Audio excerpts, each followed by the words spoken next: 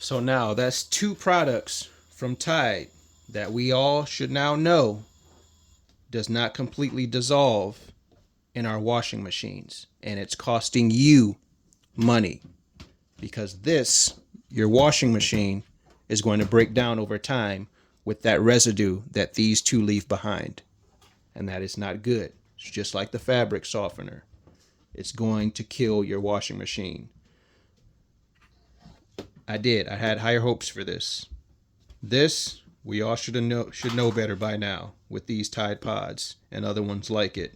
They don't completely dissolve. This has a claim, quick dissolve. There was nothing quick about this. Nothing quick about that dissolving. Even with the agitation. Finally started to see some dissolving at the surface of the water as I was stirring it. Cold water.